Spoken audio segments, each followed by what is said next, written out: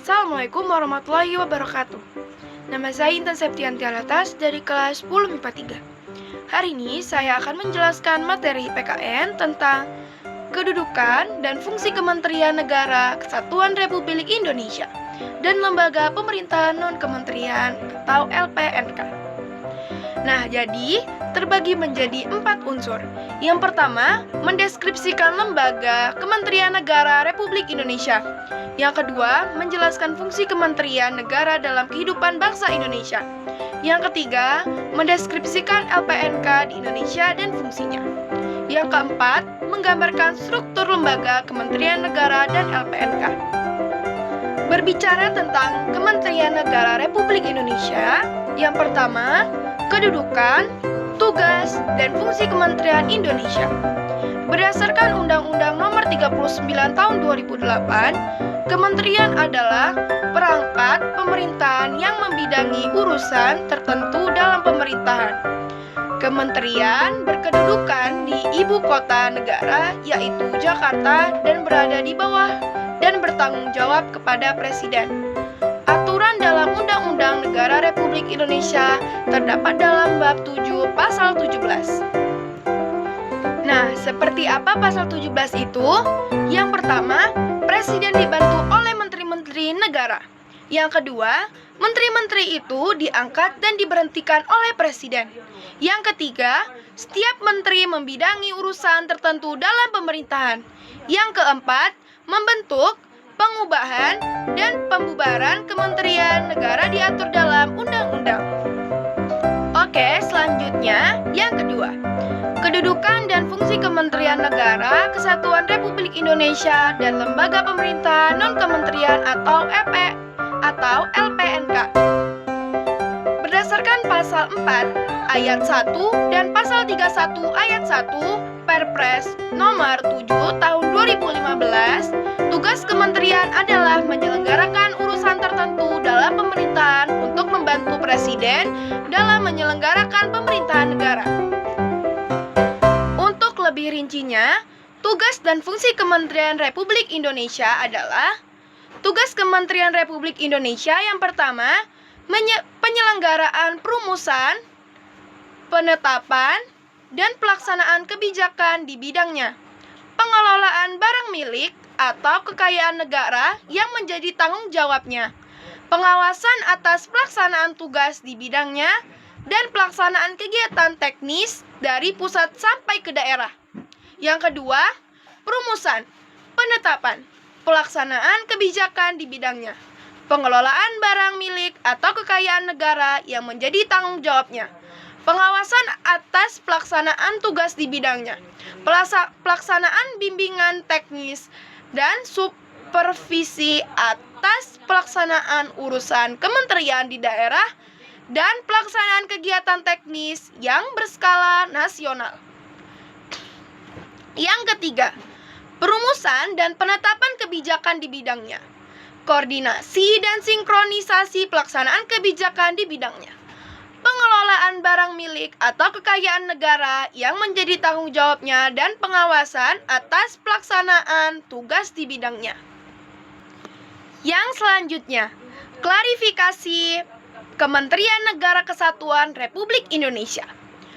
Pada Perpres nomor 7 tahun 2015, membagi kementerian dalam 3 kelompok. Yang A, kementerian yang menangani urusan pemerintahan yang nomenklatur atau nama kementeriannya secara tegas disebutkan dalam Undang-Undang Dasar Negara Republik Indonesia tahun 1945. Kita lanjut yang B. Kementerian yang menangani urusan pemerintahan yang ruang lingkupnya disebutkan dalam Undang-Undang Dasar Negara Republik Indonesia tahun 1945. Kita lanjut yang C. Kementerian yang menangani urusan pemerintahan dalam rangka penajaman, koordinasi, dan sinkronisasi program pemerintahan. Contoh masing-masing kementerian yang mencakup kelompok pertama, contoh Kementerian Luar Negeri, Kementerian Dalam Negeri, dan Kementerian Pertahanan. Kelompok yang kedua, contoh Kementerian Agama, Kementerian Sosial, Kementerian Kesehatan, dan lain-lainnya. Kelompok yang ketiga, contoh Kementerian Pariwisata, Kementerian BUMN, dan Kementerian Koperasi dan UKM. Selanjutnya, klasifikasi kementerian di Indonesia. Ada yang tahu berapa jumlah maksimal kementerian yang ada di Indonesia? Maksimal kementerian yang ada di Indonesia berjumlah 34 kementerian. Kementerian ini juga disebutkan dalam Undang-Undang Nomor 39 Tahun 2008 tentang Kementerian Negara, menyebutkan bahwa kementerian maksimal berjumlah 34.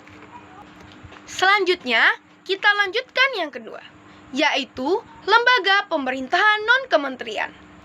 Kedudukan dan fungsi Kementerian Negara Kesatuan Republik Indonesia dan lembaga pemerintahan non-kementerian LPNK. Lembaga pemerintahan non-kementerian atau LPNK adalah lembaga negara yang dibentuk untuk melaksanakan tugas pemerintahan tertentu dari Presiden. LPNK berada di bawah Presiden dan bertanggung jawab langsung kepada Presiden melalui menteri atau pejabat setingkat menteri yang terkait. Contoh dari beberapa lembaga pemerintahan non-kementerian. Yang pertama, Arsip Nasional Republik Indonesia, ANRI, di bawah koordinasi Menteri Pendayagunaan Aparatur Negara dan Reformasi Birokrasi. Yang kedua, Badan Informasi Geospasial, BIG. Yang ketiga, Badan Intelijen Negara, BIN. Yang keempat, Badan Kepegawaian Negara, BKN, di bawah koordinasi Menteri Pendayagunaan Aparatur Negara dan Reformasi Birokrasi. Yang kelima, Badan Meteorologi, Klimatologi, dan Geofisika atau GMKG.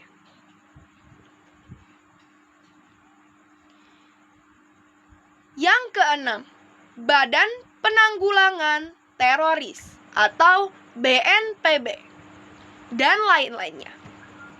Selanjutnya, LPNK yang dalam pelaksanaan tugasnya tidak dikoordinasikan oleh menteri, yaitu BIN, BIG, BPKP, BMKG, BNN, BNPB, BNPT,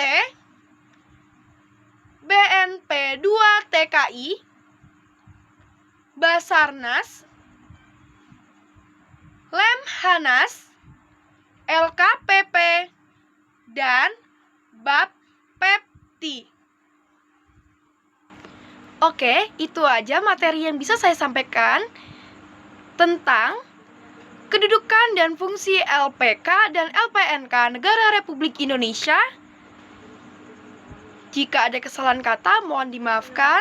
Wabillahi taufiq wal hidayah. Wassalamualaikum warahmatullahi wabarakatuh.